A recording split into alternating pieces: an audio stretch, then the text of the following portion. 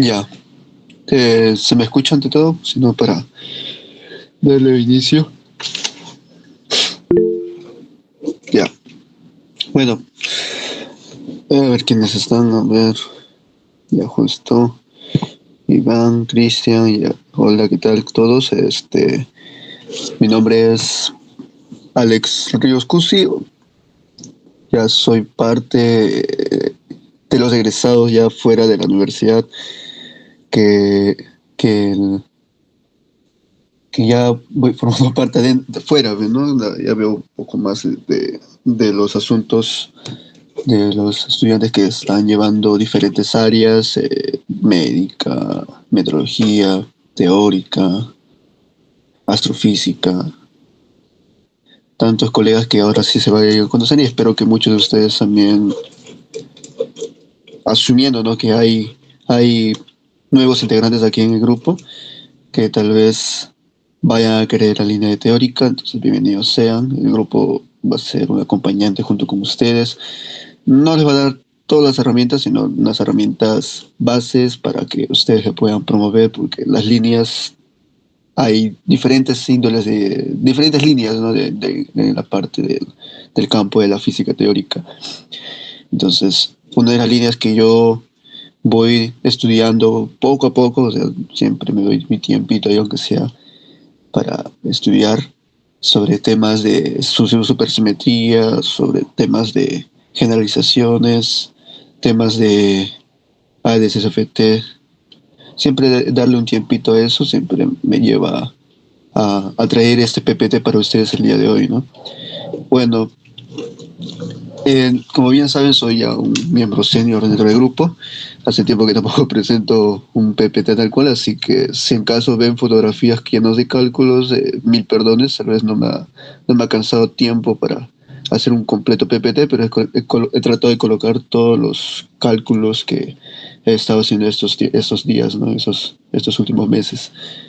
Bueno, el nombre está escrito como observando la teoría de Super-Yang-Mills n igual a uno, que sería una teoría muy base, o sea, muy básica, como así decirlo, porque en realidad los chicos que trabajan en ADSFT trabajan, a ver si no me equivoco, tienen n igual a 4, que ya serían supersimetrías más exóticas que se trabaja para correspondencia, para teoría de cuerdas y todo eso, ¿no? Inclusive con más dimensiones.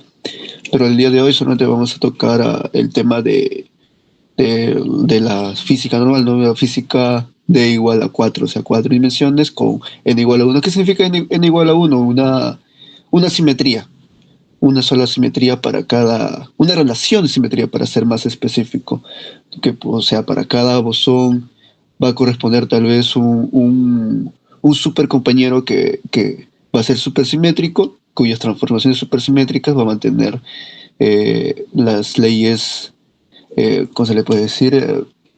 Covariantes, ¿no?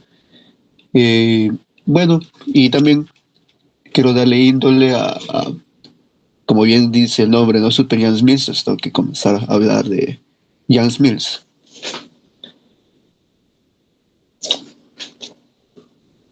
Entonces, comenzamos con el año de 1950, eh, donde aparecieron los primeros aceleradores superando ya un rango de energía ya casi imposible que era en ese entonces, pero en esas fechas lo lograron, ¿no? Que fue 1 gigaelectronvolts. Pero para ese caso, muchos físicos conocían ya las interacciones fundamentales, ¿no?, que son la electromagnética, la débil. Por ahí aparecía ya el tema de las interacciones fuertes de manera gráfica o por ahí, ¿no? También la gravedad y esos, ¿no?, que son las más fundamentales, la electromagnética, las leyes que ya iban gobernando parte de las fuerzas eléctricas y fuerzas magnéticas que al final conformaban en un solo fenómeno, ¿no? Hablar de esas dos cosas es hablar de un mismo fenómeno. Entonces, para ese entonces, en el 54, o sea, en 1954, Chen Li-yang y Robert Mills se reunieron o expusieron un tema que ellos habían hecho frente a una serie de físicos, una nueva teoría gauge, que es en este caso una no abeliana, una teoría que va a ser con simetrías locales, en la que tú le puedes dar un cierto grupo y te va a arrojar un Lagrangiano, una nueva teoría para las interacciones. En este caso, el objetivo era justamente para el grupo de la cromodinámica cuántica, que es para la SU3, ¿no? Si no me equivoco.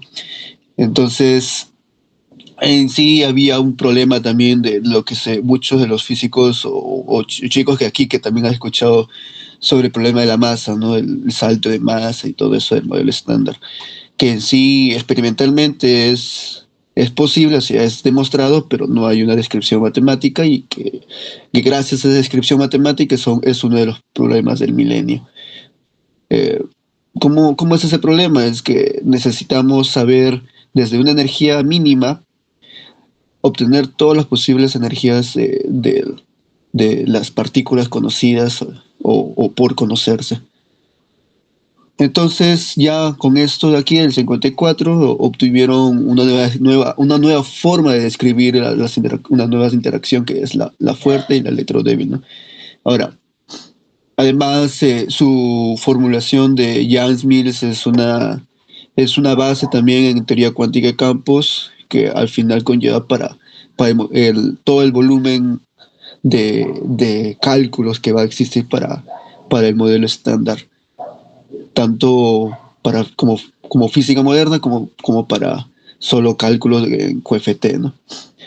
Luego, como ya existían también los aceleradores, trataron de encontrar estas partículas que de por sí eran los pegamentos de las interacciones fuertes de los quarks, que prácticamente son los gluones. Eh, bueno, una diferencia de estas partículas de los gluones, a diferencia de las interacciones electromagnéticas donde la partícula portadora de interacción era el fotón, es que a medida que uno se alejaba, digamos en interacciones electromagnéticas, ¿no? Uno alejaba dos cargas, entonces la atracción o la repulsión se iba a reducir conforme le separabas estas dos cargas a grandes distancias, ¿no? A diferencia de la interacción fuerte, donde los gluones, cuando más los separaban los quarks, es la partícula portadora de su interacción, asumía que tenían que regresar a la posición inicial o al estado inicial como estaba configurado inicialmente. Entonces era como un super pegamento que al final eso describía una interacción en el núcleo atómico, ¿no? Por así decirlo. Entonces necesitaban encontrar una nueva teoría. ¿Por qué? Porque los aceleradores coincidían en cierta parte que había nuevas partículas, pero no coincidía en ciertos parámetros que no resultaba. Por ejemplo, el problema del acoplamiento o la constante de acoplamiento que daba una cosa, pero la teoría decía otra cosa. No sé cuál es el dato, pero sí, ese era uno de los problemas. Entonces, se necesitaba una nueva teoría que compactara todo ese problema. Entonces apareció la supersimetría, ¿no? Ahora, antes de mencionar sobre supersimetría, ya en charlas anteriores con el grupo había hablado sobre temas, por ejemplo, de Wessumino, y luego temas anteriores como el teorema No-Go, que le ha tocado, creo que un tema, una presentación, creo que de generalizaciones, si no me equivoco, generalización de modelo de Wong en la teoría abeliana, creo. Y ahí es donde tocaba el tema del teorema No-Go.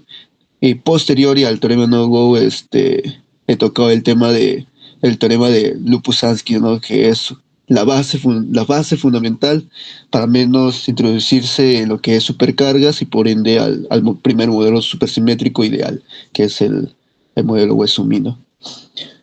Ideal porque en realidad es así como en física, ¿no? Necesitamos comenzar de lo más básico, de lo más irreal posible para comenzar a darle factores realistas a nuestro universo que nos rodea. Entonces, en los años 70 apareció la supersimetría en busca de compactificar o relacionar los bosones y los fermiones, porque la supersimetría prácticamente es eso, no literalmente hablando, en la que relaciona el intercambio o la cierta equivalencia entre las transformaciones que se puede dar entre bosones y fermiones. Entonces, eso llevó a una nueva creación de teorías supersimétricas. Wess-Zumino, en este caso, demostraron la superinvariancia de la acción de Yang-Mills, o sea, el caso no abeliano, en nuestro caso, que lo que vamos a hablar para n igual a 1. Entonces, aquí está. N igual a 1, ya, listo. Entonces, una vez con eso, también necesitamos, antes de construir la teoría de Yang-Mills, necesitamos ciertos temas, por ejemplo, el transporte paralelo, que algunos ya van conociendo en QFT. Es como que yo tuviese una variedad o un plano, ¿no? Un plano donde hay un conjunto X de varios puntos situados en nuestra gráfica. Y cada uno de esos puntos nosotros podemos representar diferentes vectores. Vectores base que va a describir al final un vector que va a hacer el pequeño salto o la pequeña representación que va a estar dependiendo de esos vectores base. Los vectores base también van a necesitar un nuevo cambio también, porque si nosotros queremos tener otros ¿cómo se le dice esto? Cambios de base, entonces los nuevos vectores base que se puede usar también debe depender de todos los vectores bases posibles, ¿no? O todos los sistemas que nosotros podamos escribir en el sistema. Entonces, inicialmente, digamos que en este punto tengamos este vector base, ¿no? E1 y E2. Entonces, para un transporte o una descripción en otro punto, entonces este vector base tiene otra forma. Digamos que tiene esa forma. Uno va inclinado hacia abajo, el otro tal vez está inclinado hacia arriba, hacia abajo, quién sabe. Entonces, de todo esto, nosotros podemos describir una sola forma tensorial, por así decirlo, porque cada uno de esos vectores base también va a depender de ese plano, ¿no? Digamos que sea el plano XY, digamos. Entonces, E1, digamos, ¿no? E1, X, Y. Entonces, ese X, Y tensorialmente o reduciéndolo tensorialmente sería como un X mu. X mu, donde mu va a ir seguro de 0, 1, 2 o 1, 2, o quién sabe, dependiendo de qué tipo de espacio vamos a trabajar. Como nosotros trabajamos en un plano, y no el tiempo, esencialmente, entonces lo podemos compactar aquí, ¿no? Pues 1 y 2. Si queremos trabajar en un espacio en Minkowski, entonces aquí tal vez está introducido 0, 1 y 2. Ya, claro, ¿no? La conexión o las diferentes propiedades que puedo usar aquí también estará. Si en caso es un plan de Minkowski, también se trabajaría con la métrica y todo eso. Igualmente para el segunda base, entonces estos dos serían representados con un numerito, ¿no? E sub A. Entonces, como dije anteriormente, puede haber un vector, ¿no? Un campo vectorial, porque de por sí una teoría de Yang-Mills una teoría de super Yang-Mills tiene un campo vectorial bosónico y la otra parte el campo vectorial fermiónico que va a estar estrechamente relacionado con las transformaciones supersimétricas que se puedan dar entre ellos dos. Y puede por sí con estas transformaciones ayudarnos a que nuestro nuevo lagrangiano tenga términos que al final nosotros podamos proponer, eliminar o no con otros términos para tener tal vez una teoría más simétrica, o sea, covariante, y eso, ¿no? Entonces, este vectorcito, vamos a trabajar con campo vectorial, va a depender de esos dos vectores base. Entonces, obviamente va a tener componentes, así como se hace en física clásica o física de academia o de colegio, ¿no? y lo podemos compactar como una sumatoria. Aquí ya es una expresión un poco más tensorial o inclusive lo puedo eliminar en la sumatoria y ponerlo solamente esos dos factores debido a la suma de índices.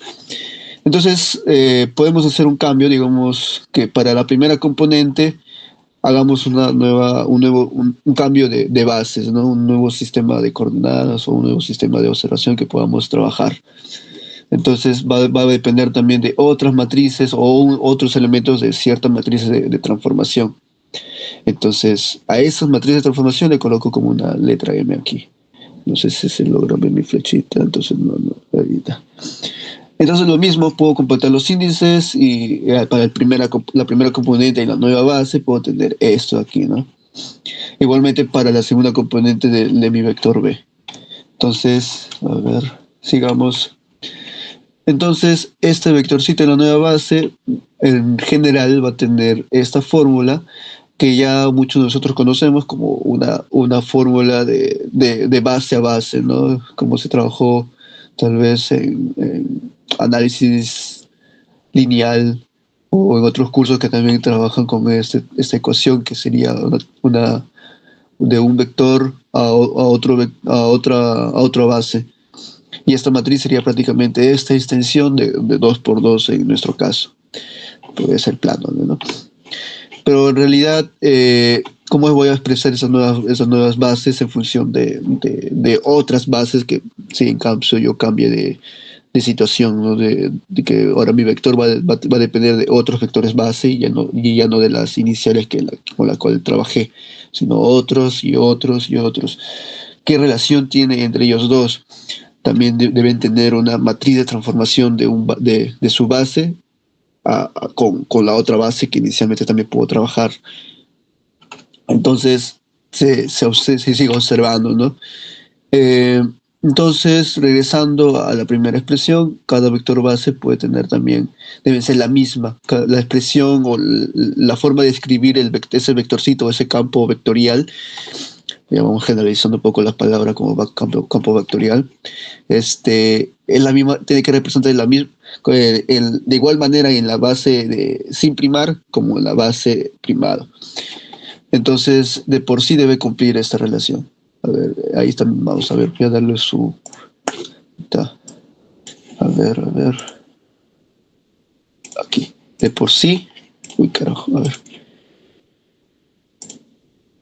De por sí debe cumplir esta relación acá.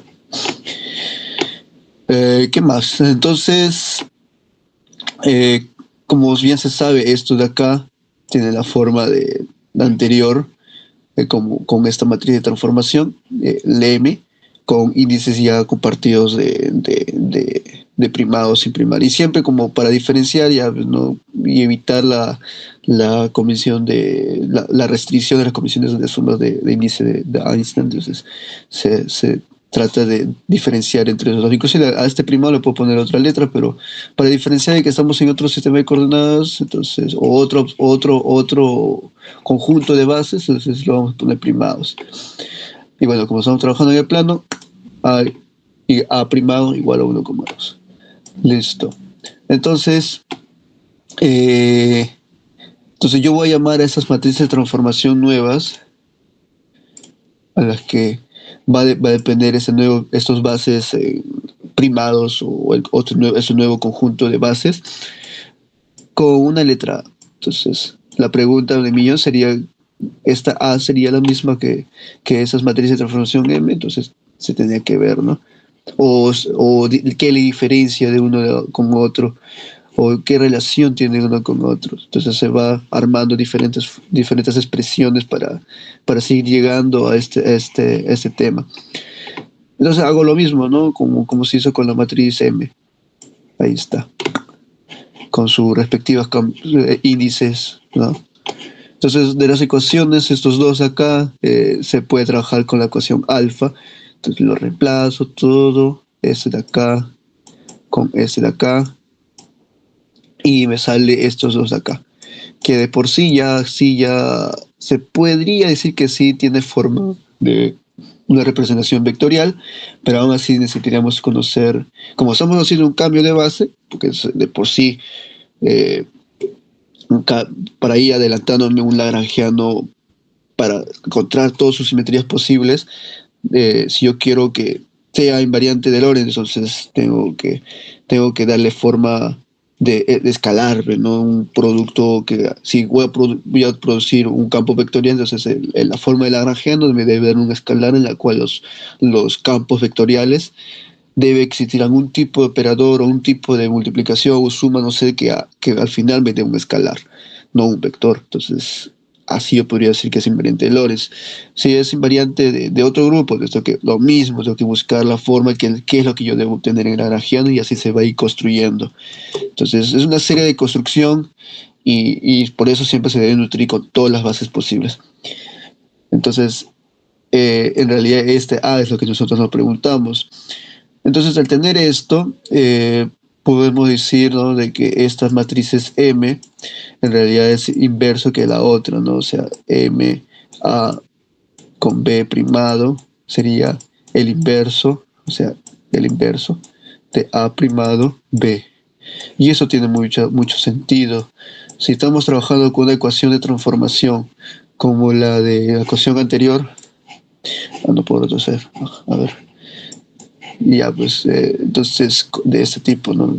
B igual a M, B primado igual a M por B. Entonces, debe existir que estas M deben tener sus propias inversas, y los índices deben tener otro tipo de configuración. Y eso, ¿no? Entonces, recordando, tenemos que sabemos ya por bachillerato, o sea, nuestro pregrado, el producto de matrices, si vamos a expresarlo con una nueva matriz, siempre tenemos que tener cuidado con los índices, porque al final esos dos se puede obviar y solamente conjugar con configurar con los dos índices iniciales y los extremos de ese producto. Siempre tiene que tener cuidado. Bueno, aquí es donde yo siempre al inicio le dije, ¿no? Mil disculpas, tal vez no he completado con el PPT, pero voy a tratar, el grupo siempre trata de eso, ¿no? Dar a la mano todo lo que puedes hacer, ¿no? Lo que se puede hacer. En este caso, le estoy compartiendo esos cálculos.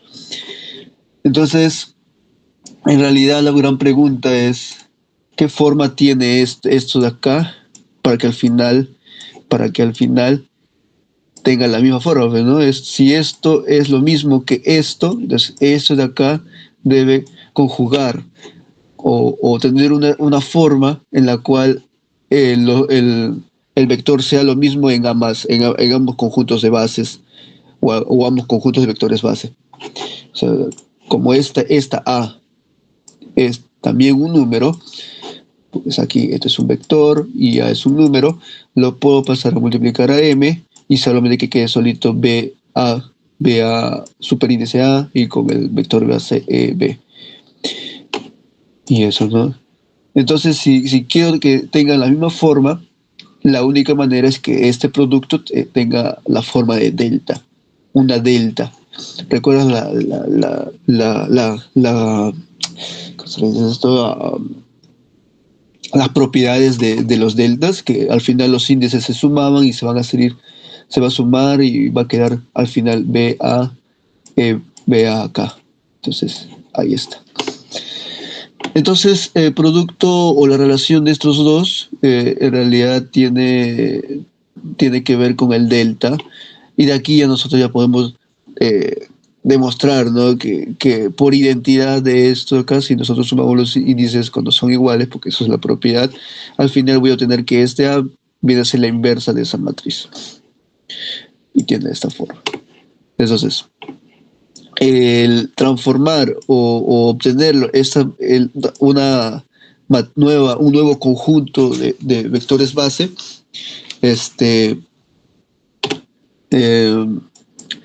estaríamos hablando de la misma matriz de transformación. Pero como nosotros sabemos, ahora sí, después de todo este conjunto de análisis, ¿será un vector? O sea, todas esas operaciones que hemos hablado, ¿será un vector?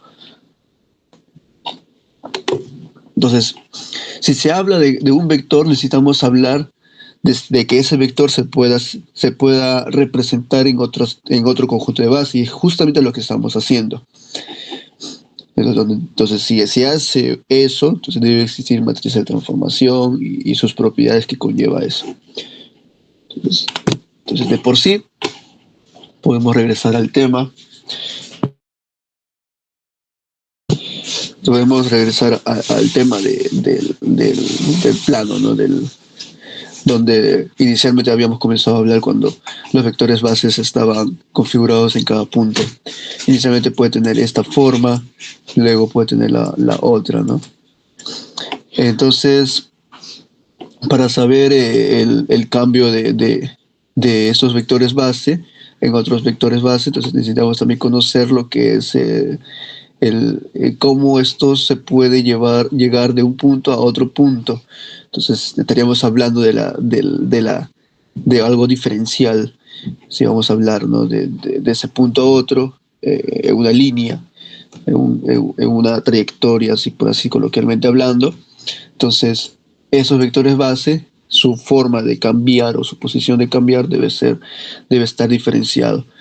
Entonces, como este vector base inicialmente es uno, depende también de estos dos, y como está parametrizado, o sea, depende de este parámetro, ¿cómo se llama esto? Bueno, ya gamma o lambda, no, lambda y tal.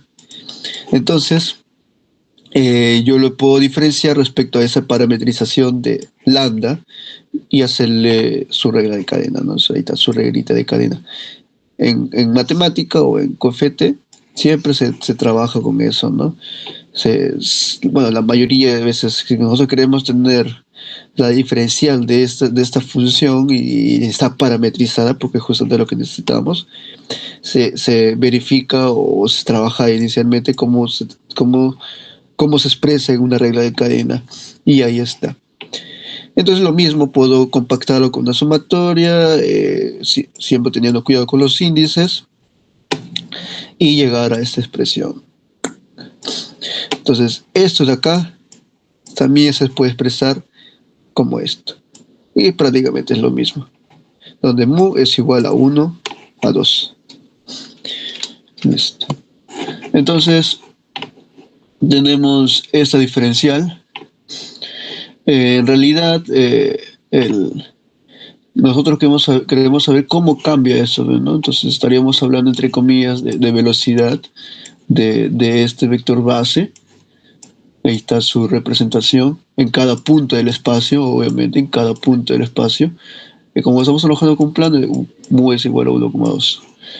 Entonces, esa expresión de acá va a expresar cómo cambia en realidad eso de acá, el vector base, en cada punto.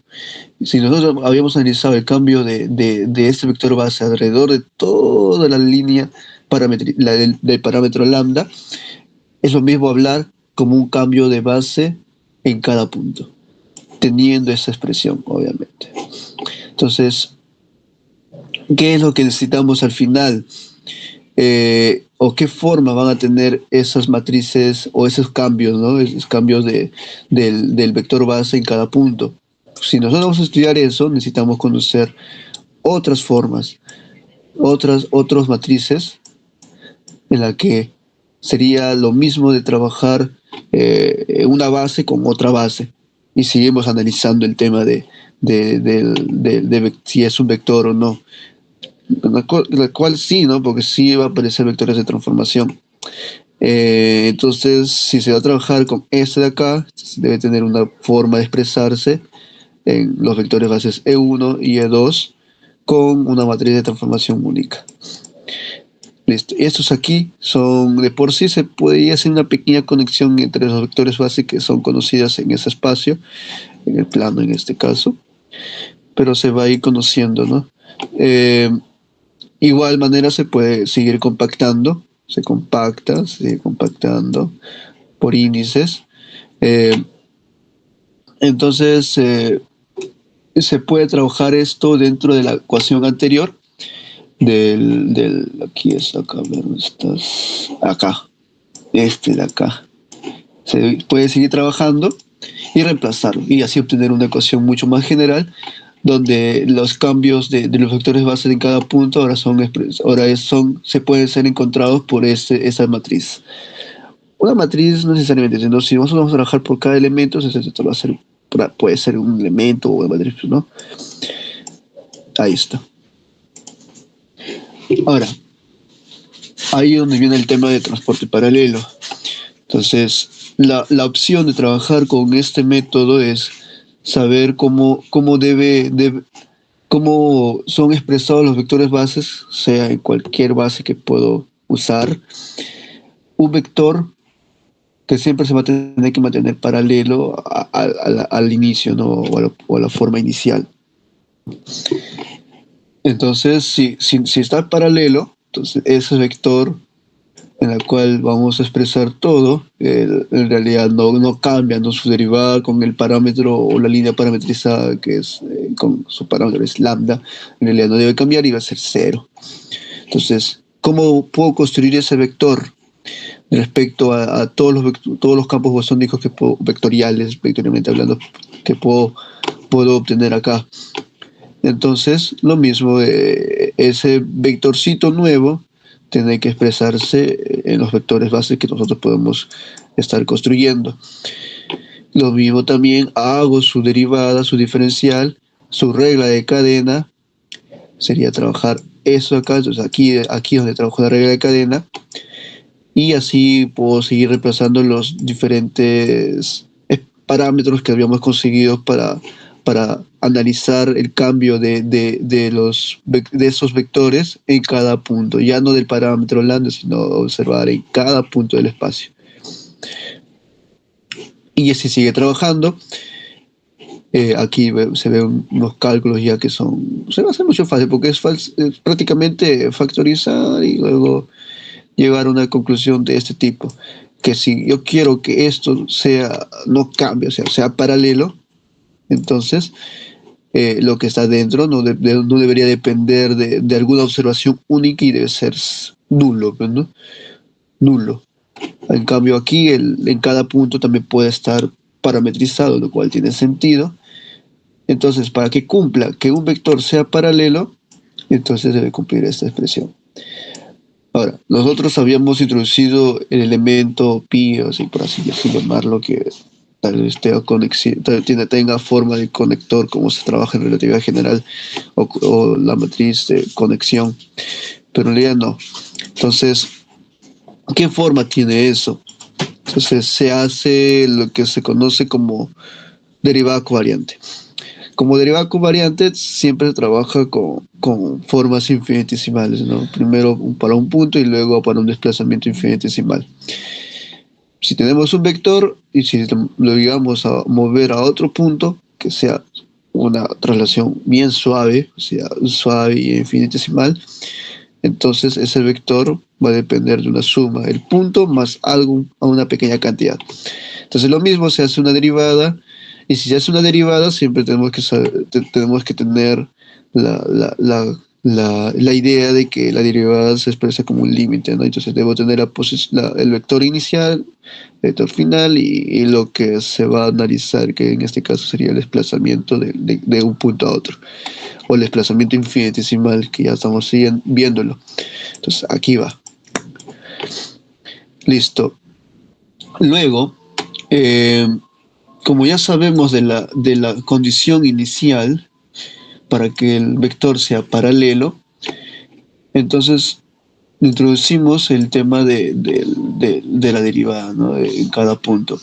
Si introducimos eso, aproximadamente este vector, el último vector en ese punto nuevo, va a estar expresado como la suma de la conexión, o por así llamarlo, de la conexión del cambio de base en cada punto y los diferentes campos vectoriales que pueda estar expresado en ese desplazamiento infinitesimal. Entonces es una expresión única para comenzar a realizar lo que es la derivada covariante. Entonces, mediante una serie de cálculos básicos, sumas, restas, eliminar términos semejantes, añadir el límite, llegamos a la expresión que sería la derivada covariante. Ahí está. La derivada covariante es muy trabajado inclusive en lagrangianos, en física, porque nos ayuda, ¿no? Para que si un trabajo de transformaciones simétricas, eh, lo trabajo en el Lagrangiano, me ayuda a compactar mucho más la fórmula y llegar a simetrías únicas de la nueva teoría que tendríamos que estar trabajando. Entonces, la realidad esto es un vector, o sea, si seguimos operando, vamos a obtener dentro del cambio del vector nuevo eh, en cada punto, que va a tener que estar expresado con la derivada covariante. Esa derivada covariante con el vector base, la pregunta del millón sería si sería un vector. Entonces, en realidad no lo va a hacer a ciencia cierta, ¿no? Porque aún así tendríamos que imponer sobre la conexión o la condición de los pequeños parámetros que habíamos introducido durante todos esos cálculos previos. Entonces, en realidad también debemos saber si se cambia base a otra base, qué forma tiene esos nuevos conectores con las matrices de transformación que se pueda usar de una representación con otra. Entonces se hace otra vez una serie de cálculos desde acá, se introducen las condiciones para que el vector sea paralelo y se sigue trabajando, ¿no? Siempre teniendo cuidado con los índices. Aquí estoy mostrando un poco de cálculo. Sigo trabajando con las matrices inversas, tengo que tener cuidado también con eso. Y llego a algo que debe ocurrir siempre con el elemento de conexión de los cambios de esos vectores en cada punto. Que va a depender también de la matriz de transformación, como también va a depender de la misma en otra expresión, en otro conjunto nuevo de vectores base. Entonces, esto de acá, si yo puedo añadir una base única de esas matrices de transformación, digamos que esa matriz de transformación esté trabajando en el grupo 1.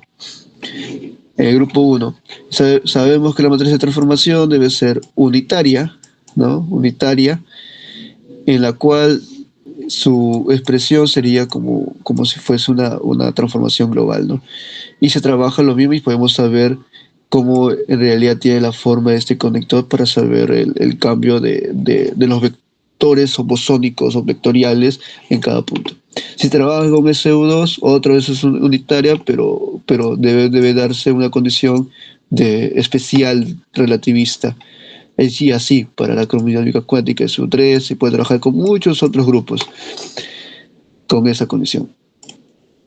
Entonces, la primera pregunta también, ¿no? Si, ¿por qué no es esto, ¿no? Como el conector de relatividad general, ¿por qué no tiene la misma forma o no es? Entonces, en métrica no se dijo nada aún sobre el tipo de espacio que vamos a trabajar. Si fuese el tipo de espacio, entonces estaríamos trabajando en relatividad. Estaríamos trabajando con los productos escalares que se puede hacer con esos campos, diferentes campos vectoriales y por ende obtener una métrica, pero no se trabaja aún con una métrica, estamos dando la definición de un transporte paralelo.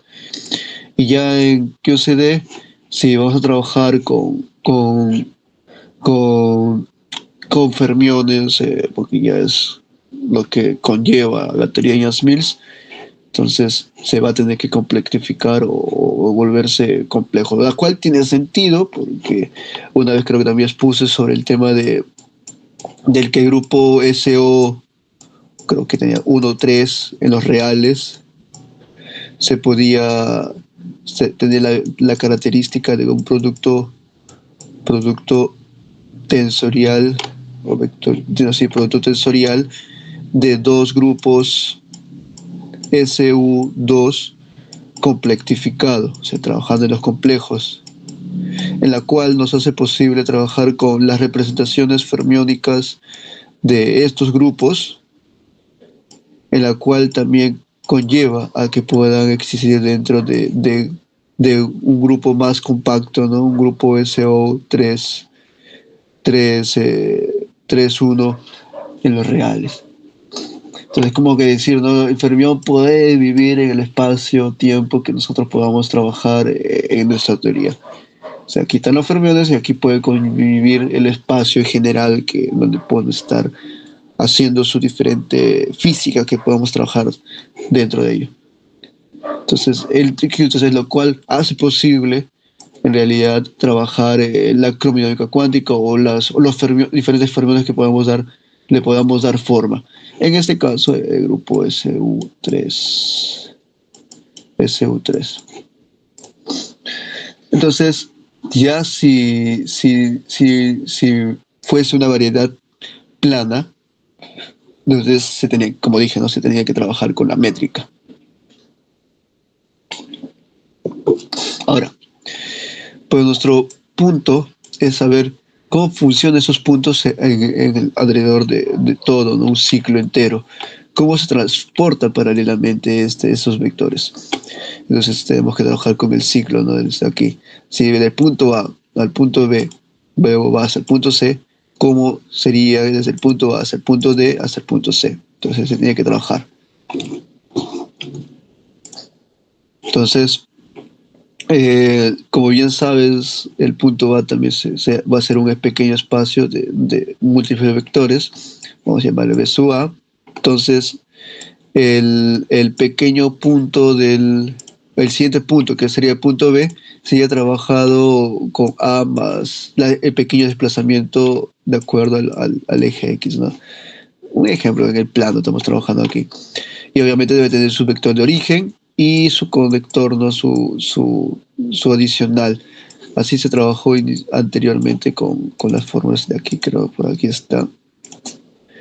A ver, ¿dónde estás? No lo encuentro. Bueno, sí tiene sentido. A la hora de trabajar con las derivadas covariantes, se trabajó con esta fórmula. Entonces, y esto sería el nuevo vector para el punto B, pero no necesariamente se queda en el punto B. Para llegar al punto C, hace un desplazamiento, pero ahora en el eje Y. Vamos a ver cómo funcionan estos vectores, estos campos vectoriales. Entonces, otra vez, el vector inicial que se trabajó aquí, menos otro conector ahí está. Y ahí está. Esto sería el campo vectorial cuando se va en esta dirección. Entonces, la misma forma, solamente que cambiando los signos en el sentido horario, vamos a ver, se transforma de esta manera, así sería el vector. Y como dos debe tener la misma forma, entonces se trabaja lo que se conoce como curvatura, ¿no? El tensor de curvatura, o la curvatura de cómo el campo con el campo o con la ayuda de esos campos vectoriales se puede saber si el espacio tiene curva o no. Entonces se opera serie de operaciones, se limita, porque tenemos que saber el cambio diferencial de estos vectores vectoriales. Se sigue limitando para eso, tanto para el sentido horario y antihorario, siempre y cuando estos límites se tienden a cero. Se le da forma a como un límite. Aquí tenemos el cambio, ¿no? de estos vectorcitos que tienen casi la forma de la conexión, casi. Y se sigue observando sobre el límite, ¿no? Entonces, eso ya prácticamente sería un cambio de diferencial, la diferencia de este vector por toda esa pequeña área de que se está observando en esa porción de la variedad. Entonces, si nosotros vemos la forma esa acá, esto de la derivada de y de este vector base depende de este conector, de igual manera para el siguiente, ¿no? Entonces se reemplaza y se sigue trabajando, ¿no? La regla de cadena aquí para la primera expresión y luego para la segunda expresión. Se extiende, se sigue reemplazando ciertas fórmulas que se había obtenido anteriormente, se sigue reemplazando siempre teniendo cuidado con los índices, no se pierdan en eso. Y se obtiene una expresión única de ese tipo, que a la par tiene una expresión parecida a este de acá, parecida, ¿no? Y ahí está el delta de y, pi, x, xy. Entonces, podemos darle una, una forma de notación, ¿no? Que va a ser en este caso f munio. Entonces, en realidad, esto de acá tiene, en realidad, si nosotros trabajamos en diferentes grupos, por ejemplo, en el grupo uno puede tener la forma de tensor de Faraday, la cual sí, y tendría que ustedes calcularlo, ¿no? Darle la forma, reemplazar las matrices de unitarias que se trabajan en el grupo uno y reemplazar la expresión de este elemento o ese parámetro y ver si f mundio tiene esa forma del tensor de Faraday. Entonces, el objetivo de saber, de trabajar el f mundio, o sea, ese de acá, es que de por hecho el, eh, es prácticamente el elemento que se va a ir trabajando en los diferentes campos vectoriales o las disimetrías que se pueden hacer cuando en los campos vectoriales conlleva su existencia en una variedad única y saber si en realidad esa variedad también tiene curvatura. Si queremos saber las simetrías no abelianas que se trabaja con eso de acá, eh, se tiene que se tiene que construir un lagrangiano y ese lagrangiano va a tener una expresión que dependerá de este de acá. En el caso de uno se trabaja prácticamente la presencia del electromagnetismo, ¿no? Entonces, este es en el mundo donde se tiene que trasladar, se hace transporte. Listo. También se puede trabajar con la matriz de transformación para diferentes grupos. SU3, que es la que se trabaja en Yasmils para el tema de la QCD, aquí donde se hacen observaciones. SU2 ya es parte de la, si no me equivoco, de electrodébil y eso, ¿no? Entonces, se trabaja con lo que es ahora esta expresión de acá. Cómo, qué forma tiene esto si se le hace accionar sobre el vector del campo vectorial? Entonces, mediante una serie de cálculos se obtiene una expresión única de ese tipo y lo que se va a obtener es este de acá. Te hace recordar algo parecido, ¿no? A lo que se trabaja en el electromagnetismo, pero en realidad es F mu nu, entonces es prácticamente un conmutador. F mu nu, un conmutador. Un conmutador conmuta dos operadores de derivadas covariantes. O al revés, ¿no? Al revés. Entonces, si nosotros, en realidad, estas operaciones se va a ir trabajando en Jasmine con términos adicionales para ver cómo se añade para el grupo SU3, porque en realidad no funciona para SU3 completamente, pero ya añadido nuevos términos, la simetría, que sería para el caso nabeliano y sería para simetrías más locales. El lagrangiano sí se va a poder trabajar con términos que se van descubriendo con el parámetro F munio. Entonces, ¿qué es lo que hemos visto en transporte paralelo? El transporte paralelo, al final llegamos a esta expresión, el cambio de bases, aquí está la demostración, la transformación de la conexión.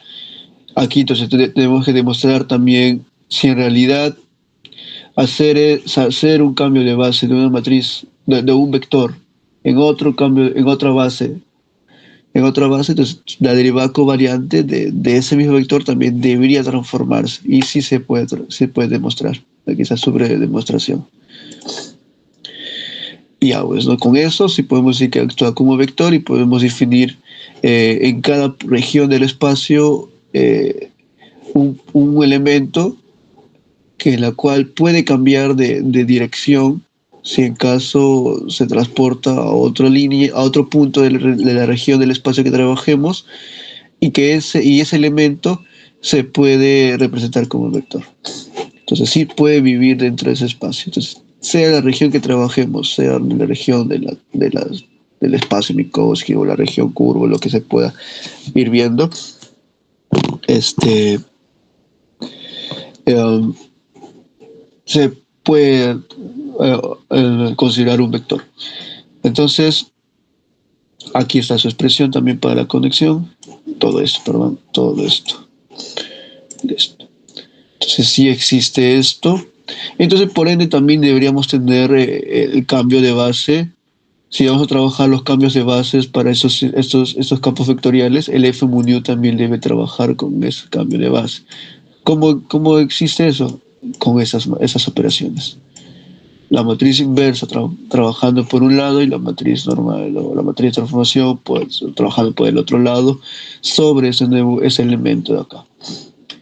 Entonces, solo así se va a existir si trabajamos en un nuevo conjunto de bases. Entonces aquí hay otras expresiones. La expresión es en la nueva base. Recuerda que f mu nu también no debe cambiar. Es acá. Entonces, si se transforma con f mu nu con las matrices siguientes, una matriz por aquí y una matriz inversa por acá, entonces debemos llegar a su expresión de derivadas covariantes y obtener esa expresión acá. Entonces se trabaja y sí tiene la expresión de única, ¿no? Como se había visto anteriormente. Ahí está. Esa es su pequeña demostración. Entonces sí, esto sería la expresión prácticamente de la transformación de un tensor de curvatura, ¿no? Y sí, este es el tensor de curvatura.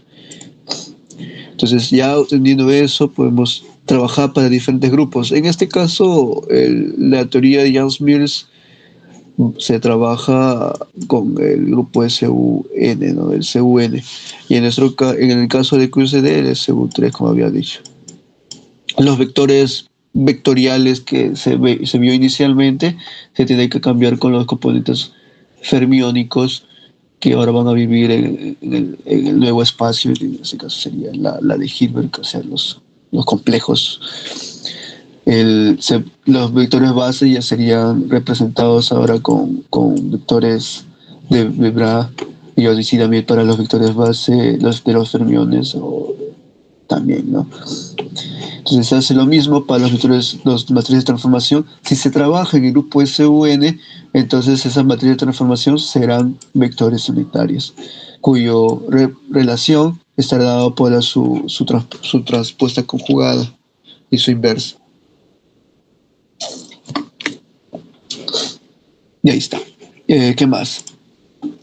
En cada región del espacio, como había dicho, estamos viendo la región en cada punto. ¿Sí? Eso quiere decir que las diferentes transformaciones que pueden ser esos vectores vectoriales sería algo más local que trabajar con un grupo más grande que sería las globales, ¿no? SUN está involucrado en la parte de localidad y en la teoría Yang-Mills se trabaja eso. Entonces, ¿qué más? Entonces, uno necesitaría conocer su invariancia, cómo se hace ¿cómo se dice esto? Laranjeando con las invariancias de gauge local. Bueno, ese es un tema ya aparte que se puede tocar en algún momento, pero si en caso ustedes se gustan, pueden llevar, ¿cómo se dice esto? Campos clásicos, creo que sí. Sí, campos clásicos. Listo.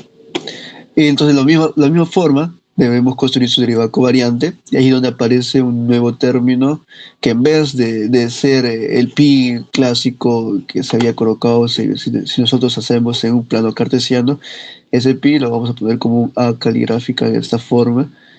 Ahí está.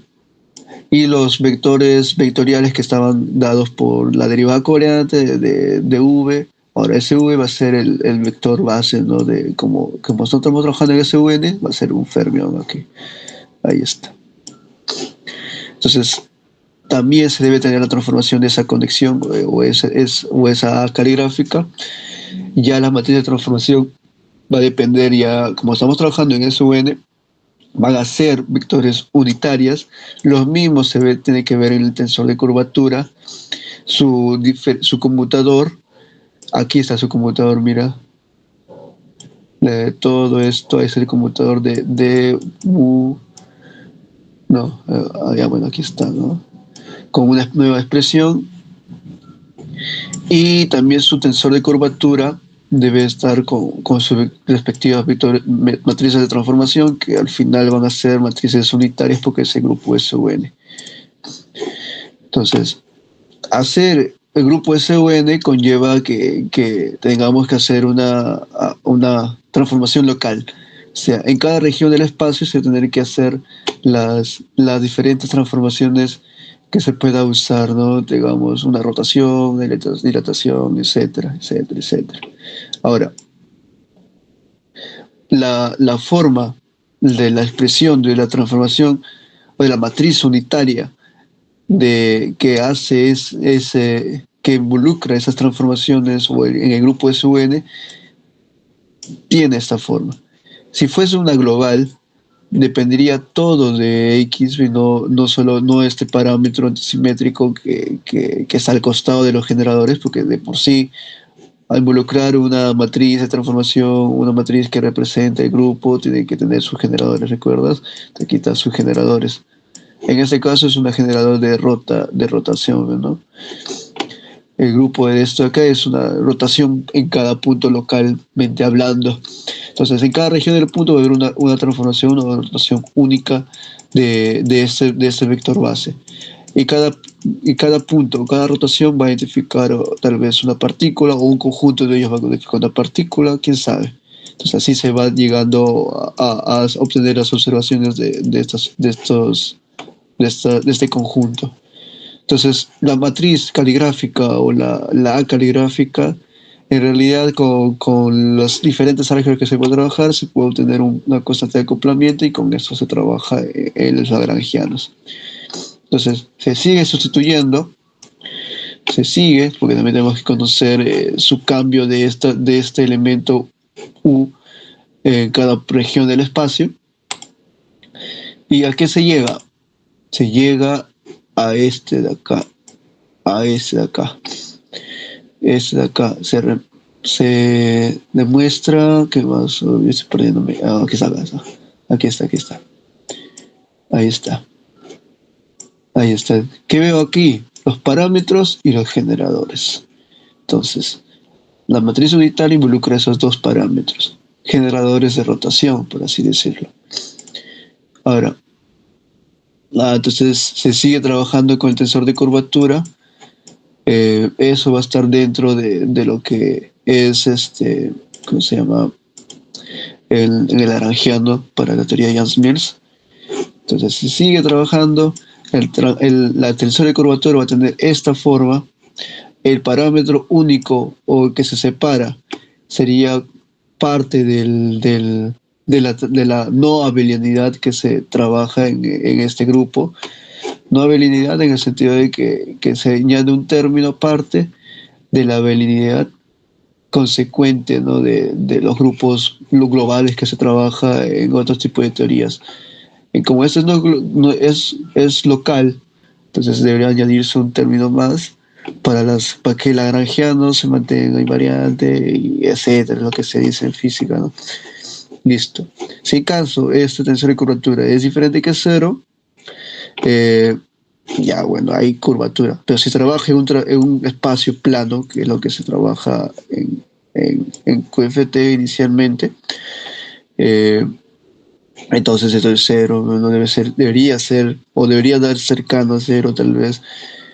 Pero si fuese ya curva, entonces el tensor debería tener otra forma.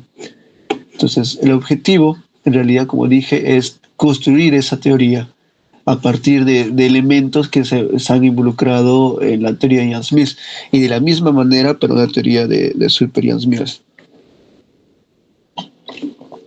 Claro, el Super Yang-Mills va a involucrar dentro de la teoría, no dentro de la energía, no dentro, los generadores supersimétricos que al final va a ser parte de obtener los supercompañeros. En el caso de n igual a 1 va a haber un nuevo compañero fermiónico que se va a tener que agregar y aparte el vector auxiliar que sirve para eliminar términos en el lagrangiano y que se mantenga invariante con las transformaciones supersimétricas que se impone en esa teoría. Y no necesariamente que se imponga, sino que también debe tener la forma de una con otra y para eso debe involucrar otros parámetros como matrices de Pauli, matrices de las métricas y así, complectificaciones, para que al final tenga sentido hacer una transformación de un bosón a un fermión que tenga la misma cara de la misma moneda, pero sí con ciertas transformaciones y eso, ¿no? Entonces el objetivo es transformar esa teoría, o sea, un lagrangiano, con toda la dinámica posible, con los nuevos elementos que se ven en la teoría de Yang-Mills. Primero para los elementos de los fermiónicos y el elemento de la caligráfico, el OSA, ¿no? Esa representación de los campos no locales y que debe ser invariante gauge. Entonces se debe construir el lagrangiano y si se construye un lagrangiano debe ser antes una construcción de una acción. ¿Y qué debe tener esto? Si se trabaja la dinámica, si se trabaja que debe ser en el espacio de Minkowski, bueno, ¿no? O sea, relativista. Entonces debe ser invariante como escalar de Lorentz y escalar gauge. Un escalar de Lorentz prácticamente lo que yo debo obtener es un escalar. Entonces el producto de esos dos campos bosónicos, dos campos vectoriales, debe darme un escalar. Un escalar que al final yo pueda darle dentro, con su dinámica, dentro del lagrangiano y que ese lagrangiano se siga manteniendo invariante. Así se debe construir. De la misma manera, el escalar gauge, ¿no? Las transformaciones que yo puedo darle adicionalmente. Entonces, en realidad con la teoría de Yang-Mills se puede hacer eso. Y ahí está. Él debe tener esa forma, en realidad, es lo que digo, como escalar de Lorentz. Entonces, como f mu nu es una matriz, entonces, por la misma matriz, con índices así contraídos, me va a dar una matriz y no sería un número, ¿sí o no? No es un número. Entonces, así, tal cual como esa forma, no tiene invarianza de Lorentz. Tendrá la misma manera de invarianza de Gauge tal vez, pero de Lorentz no. Entonces se hace una construcción con la traza. La traza sí tiene la forma, recuerda la traza de una matriz, si se le cambia de base, y justamente si estamos trabajando con campos vectoriales, la traza, sí, las operaciones de derivadas, las operaciones de derivadas covariantes, el conector y así otros parámetros deben tener una forma de expresarse en otros vectores base. Entonces, si vamos a involucrar la traza de esas matrices también debe tener una expresión para el cambio de base. Entonces, en realidad no cambia la traza. Según la traza de una matriz no va a cambiarse en caso se cambie de base. Esa sería una propia única de este tipo de operaciones. Y también la manera de asociar los vectores de diferente orden dentro de la traza. Con esas dos propiedades se puede construir y obtener el lagrangiano. Entonces el lagrangiano va a depender, ahora sí va a ser escalar de Lorentz, porque hacer traza de un producto, de una matriz, es prácticamente un número. Entonces, hacer esto ya estaríamos cerca de tener un lagrangiano. Entonces, añadimos esos términos aparte del lagrangiano. ¿Por qué? Porque va a haber elementos que se va a tener que eliminar.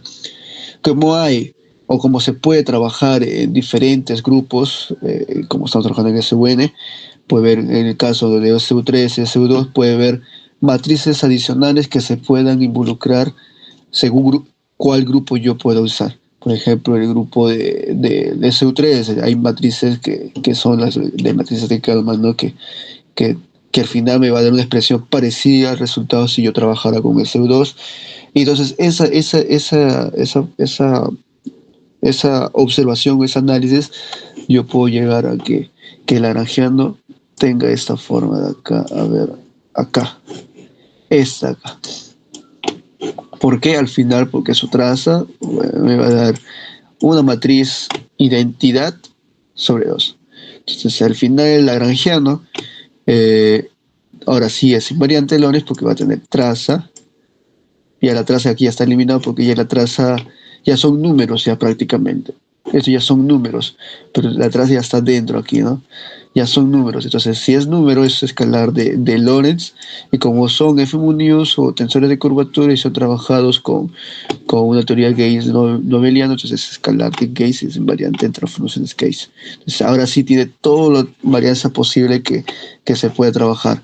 Esta es la teoría Gauss de Jan Smith, ¿no? Y entonces, inicialmente, el lagrangiano, como había tenido aquí una constante de acoplamiento, las constantes de acoplamientos para el modelo estándar y hay más términos, ¿no? Más términos. Aquí un fermión, más otro campo auxiliar, otro involucrado con la ruptura y la ruptura espontánea de simetría y los vectores de ¿cómo se llama? Auxiliares y los electrones débiles, y así los complejos conjugados que se puede trabajar en el modelo estándar, las diferentes constantes de acoplamientos para las interacciones fuertes no era la misma en los experimentos. Entonces, se tenía la intención, se tiene la necesidad, intención, no, necesidad de tener una nueva teoría en la cual nos haga acercar las constantes de acoplamiento en una sola teoría, en una sola. Y ya no disparejos, sino para una teoría sale otra, para otra, no, sino una sola teoría con más completitud entre los diferentes grupos que se puede trabajar y diferentes interacciones que tienen que ser, ¿no? Entonces, para eso, las propuestas son de Jan Mills, ¿no? De los super Jan Mills, o sea, la de Lipusansky y las de teorías no-go que fueron bases para obtener una teoría supersimétrica, o sea, la de Wilson Miro. Bueno, aquí pongo una pequeña observación de los gluones. En el caso del lagrangiano, sabemos que las tensores de curvatura tienen la forma, ¿no?, siguiente, esta de acá, y como es producto, se puede hacer esta forma, y cada uno se representa un término de lagrangiano, un término cinético, un término de interacción de 3 gluones y un término de 4 gluones.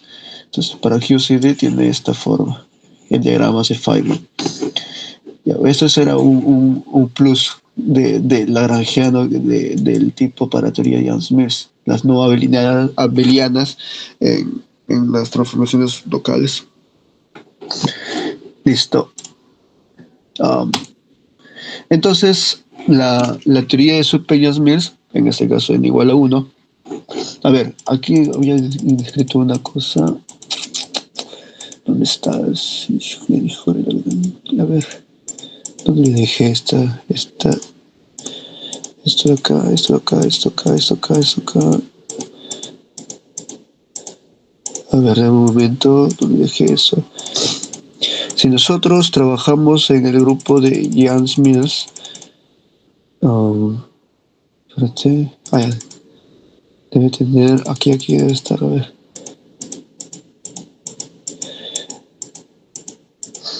¿Dónde estás? Aquí está. Listo. A ver, para los grupos de SU3, ¿no? En realidad, si nosotros trabajamos con el SU3 en esta constante de acoplamiento que va a depender de los generadores, bueno, en esta caligráfica que se obtiene del grupo SUN para la teoría de Jan-Smith, teorías no abelianas, si nosotros trabajamos para el grupo SU3, entonces prácticamente encontrar cuántos campos de Gauss, eso aquí, se puede obtener para el grupo SU3, que prácticamente serían 8. En teoría supersimétrica, si hablamos cuando n igual a 1, significa que la configuración va a ser una sola simetría para cada campo de Gauss. O sea, él va a tener su propio supercompañera, él también su propia supercompañera, y o sea, así decimos que es una sola simetría, un generador supersimétrico, un solo generador supersimétrico. Si caso trabajara para dos, ¿no? Ya aparecerían nuevas formas exóticas, que va a depender de dos supercompañeros, en la cual el segundo va a depender de uno de los dos primeros supercompañeros del primer campo gauge del grupo que estamos trabajando, y va a haber ahora más supersimetrías, dos supersimetrías, y puede seguir combinando diferentes estados de supersimétricos de acuerdo a la teoría que yo trabaje. En este caso estoy tocando n igual a uno porque es una teoría más cercana a la realidad, o sea, más cercana a la teoría física o la teoría final del modelo estándar. Pero como bien dice, ¿no? La supersimetría no es aún experimentalmente comprobable, pero funciona matemáticamente. Entonces, eso sería la teoría de Super-Yang-Mills. Y bueno, como dije, no es una extensión supersimétrica de la teoría de Yang-Mills clásica. Inclusive aquí, mira, si estamos hablando de términos clásicos, aún nos faltaría saber los términos cuánticos, o sea, la cuantización. ¿Recuerdas el QFT? Tenías una teoría de QFT y luego tenías que cuantizarlo. Ahí vienen las dos formas de cuantizar, ¿no? Primera cuantización, segunda cuantización, las de Feynman, ¿no? El generador, el generador Z, creo que había uno para hacer las diagramas de Feynman y todo ello. Entonces, aún estamos hablando de la manera clásica de la teoría de Yang-Mills. Entonces, una teoría súper simétrica va a ayudar a unificar. Aquí estamos usando un poco la palabra de unificar. Ciertamente va a tener una relación única entre los bosones y fermiones. Es como que yo trabajar aquí, tengo un espacio lleno de bosones. Bosones. Si yo le cambio la cara de la moneda, o sea, le hago un giro a todo el mapa, haciendo que cada una de las regiones, cada punto, le hago un giro, o sea, una transformación X, no sé qué transformación, esos puntos al final también se puede representar como fermiones. Bueno, si aquí fue fermiones, ahora aquí va a ser bosones. Entonces, esa transformación única va a depender de diferentes parámetros. Puede depender de la matriz de Pauli, matrices de Kelman, y así, etcétera. O hasta otros parámetros como las de Grassmann, ¿no? De esas de que se usa bastante para los electrones y todo eso. Entonces, solo así, también es lo que se conoce hacer supergravedad, ¿no? Parecido a esto, supergravedad. Entonces, teniendo esta idea, también por ahí se ha visto estudios o indicios en noticias diciendo que sí se puede trabajar también supergravedad y posiblemente con una teoría única más adicional o una extensión más se puede trabajar la teoría unificada completa de lo que los físicos quieren encontrar. Pero aún no, es una región aún estudiada, entonces no se puede decir a ciencia cierta eso. Bueno, ¿cómo se sabe? ¿No? Esto es introducido por Willius Bruno Sumino, que ya sería uno de los fundadores de el primer modelo ideal de la supersimetría. Entonces, como dije, ¿no? Si estamos hablando de n igual a 1, hay un solo generador de supersimetría. En este caso, en Yang-Mills se trabaja el SU3 para que sea más como dijeron, ¿no? Modelo estándar. Entonces vamos a trabajar con los gluones, la interacción fuerte. Eso es lo que se trabaja. Y con n igual a 1, en 4 dimensiones, el supercompañero que se añade gracias a que solamente tiene un generador de supersimétrico, o sea, un solo generador supersimétrico,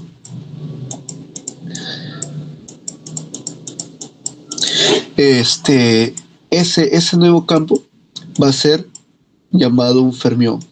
Un fermión que va a ser, si estamos trabajando con un bosónico inicialmente, entonces debe ser un fermión. Ese va a ser el gaugino.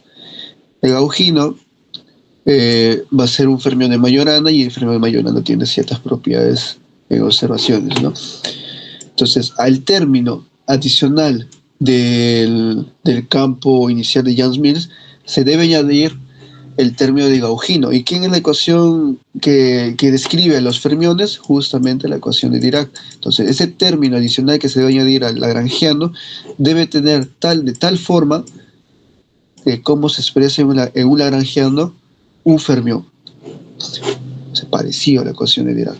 Entonces, y eso va a ser el supercompañero. Pero como se añade un nuevo campo, la pregunta del millón, ¿el lagrangiano total sería supersimétrico? Entonces se sigue viendo eso. Entonces se va a añadir otro campo más, que serían campos más, un campo que sería el auxiliar, si no me equivoco, una D aquí, una D, un campo auxiliar. Listo. Entonces, sigamos. Estas son las diferentes transformaciones supersimétricas. Ahí está, mira, el campo bosónico, el campo de Gauguino, y ahí está el campo Gauguino. El campo Gauguino, igual, por ahí vas a encontrar un término auxiliar, aquí está, y aquí está el tensor de curvatura, que donde está dentro aquí también el tensor de los campos vectoriales bosónicos. Y así, mira, como te dije, hay diferentes términos que para que sean de la misma naturaleza se debe añadir. Ahí está la matriz de Pauli. Hay otra transformación supersimétrica se añade estas transformaciones para que involucren dentro del álgebra de Susy, ¿no? El lagrangiano final supersimétrico tiene esta forma. Una parte para los bosones, otra parte para los fermiones. Dentro también están involucrados los diferentes transformaciones y un término auxiliar. Entonces ahí está. Ese es el nuevo lagrangiano para n igual a 1, ¿no? N igual a 1. Entonces, un breve repaso de supersimetría, nosotros habíamos dicho, ¿no? Hay un ratito. Si se trabaja con supersimetría, se tiene que tener sus generales supersimétricos y así por ende sus conjugadas, ¿no?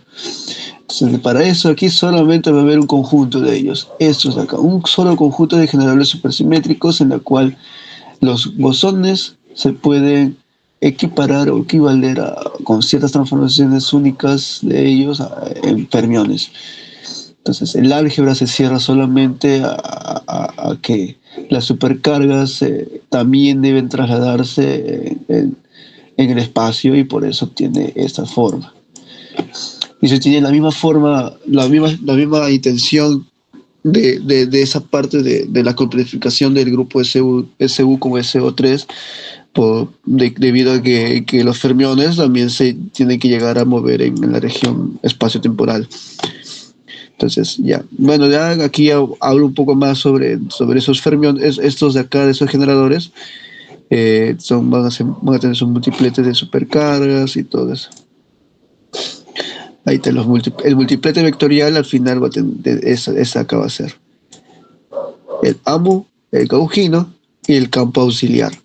El AMU va a identificar el bosón y el lambda va a ser el Gauguino o el fermión. Estas dos partículas, una supercompañera de la otra, está involucrado dentro de la teoría. Listo. Entonces así se va añadiendo, ¿no? El lagrangiano va a depender de un término cinético, que es prácticamente el término donde está involucrado el tensor de curvatura, es acá.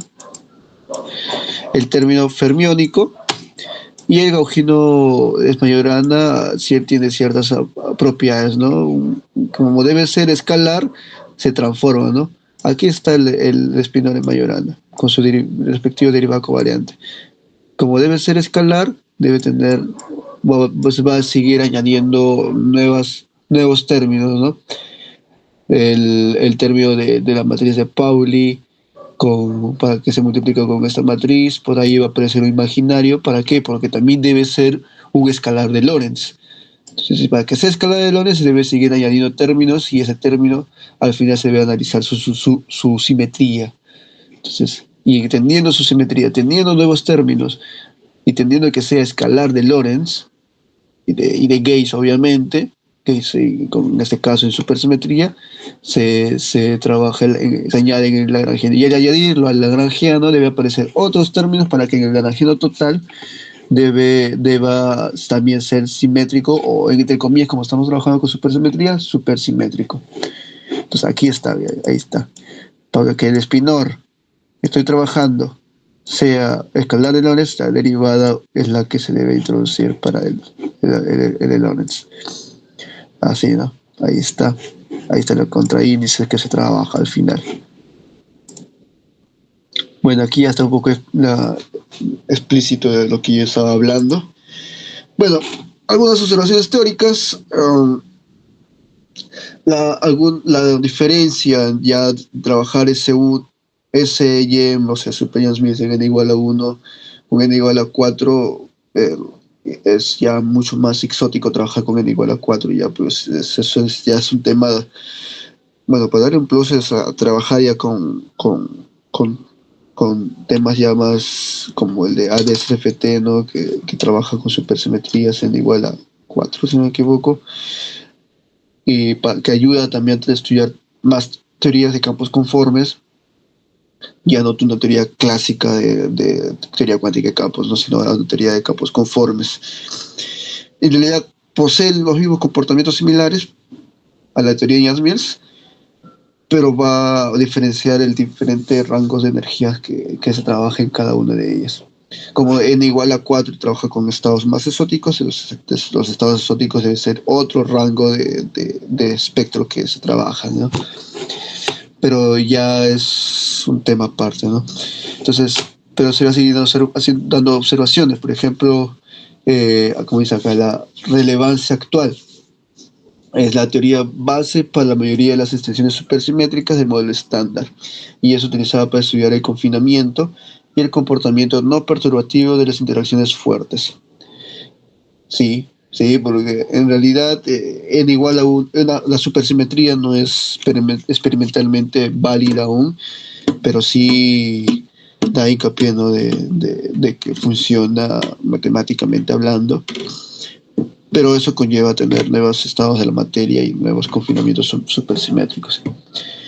El tema del salto de masa es un punto aparte, pero se podría estudiar en diferentes observaciones, ¿no? De si y n igual a 4, si y n igual a 1, creo.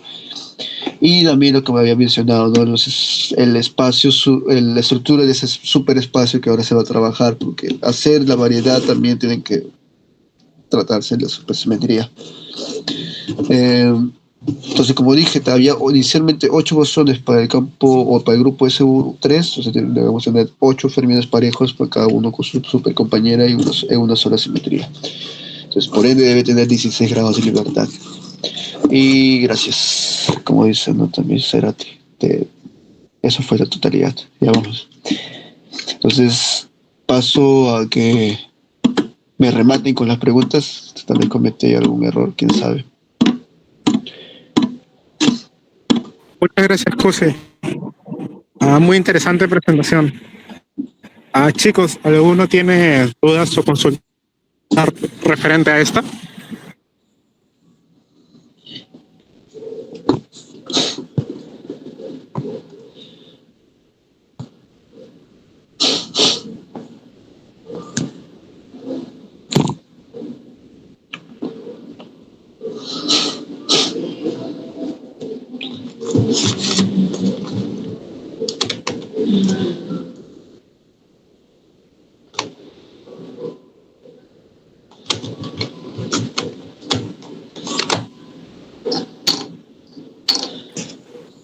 Parece que no tienen muchas dudas los compañeros. Yo tengo una duda, Cuse. Bueno, una muy pequeña. No se me logra escuchar. Okay. O sea, tú lo estás trabajando para n igual a 1, creo, ¿no? Ajá. ¿Estos cálculos son extendibles para casos posteriores? Digamos, ¿cuáles serían las diferencias cruciales respecto de ello? Por ejemplo, n igual a 2. N igual a 2. Sí, sí, las extensiones de n igual a 2, inclusive hasta n igual a 4, son trabajables. Sobre todo las n igual 2 a 4. La n igual a 1 prácticamente es la que se acerca más a lo que es el modelo estándar y una primera extensión más cerca, ¿no? En cambio, la n igual a 2 y n igual a 4 me dan más estructuras mucho más exóticas y en la cual me conlleva trabajar ya no necesariamente con campos físicos como las variedades que se trabajaba en QFT, sino ya ahora términos de QFT en campos conformes. No sé si has llegado a ver ADSFT. ADSFT es prácticamente la, entre comillas, equivalencia entre ellos dos bajo un grupo de supersimetría que sería ¿cómo se llama este acá? Ya me olvidé ya. Pero sí, aquí hay nuevos estados exóticos, ¿no? Ahí es donde trabaja con teoría de cuerdas y todo eso. Pues, prácticamente la idea es que en n igual a 1, los 8 bosones, o sea, 1, 2, 3, 4, 5, 6, 7 y 8, cada una de ellas tiene su propia supercompañera, que tiene la misma forma del gauggino. Ahí está, la gauggino, cada uno de ellas. En cambio, si yo trabajara en n igual a 2, los estados supersimétricos ya serían diferentes. Si en esa manera yo tengo 1, 3, hasta 8 bosones, entonces uno va a depender de, de un gauggino con otro gauggino, o también va a depender del gauggino 2 que también se repetía aquí, pero con otro gauggino. Y así se va añadiendo nuevos estados fermiónicos para estos acá. Y claro, nuevas transformaciones supersimétricas. Entonces la respuesta sí se puede extender a más. N igual a 2, n igual a 4, n igual a 5 y todo eso. Ok, muchas gracias, José. ¿Alguno tiene otra pregunta, chicos? Pues sí, una consulta. Evo, ¿Qué supergrupo se trabaja para n igual 1? ¿qué grupo? Sí, sí, ¿cuál supergrupo? ¿Supergrupo? Sí, por ejemplo, en n igual 4 trabajamos con S2, SO24. S2, SO o SU. SO. Ya, SO24. Ya. Esto de acá estamos trabajando para teorías Stolper-Mills. Entonces debe ser para grupos SU3 aproximadamente. Ya si en caso estoy cometiendo un error, déjame buscar un poco más de información, pero como es Super Jan Smith, estamos trabajando con la de las no habilidad, ¿no?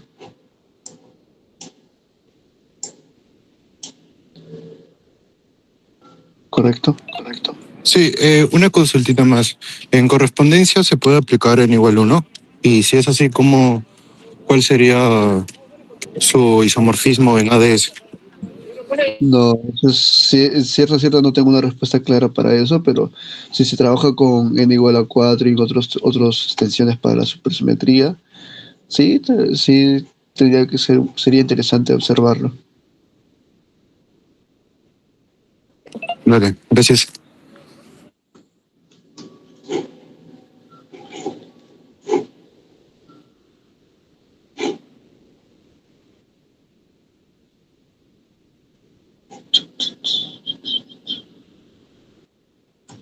Ok, Alex, parece que no hay más consultas. No me queda más que agradecerte. Chicos, aplausos, por favor.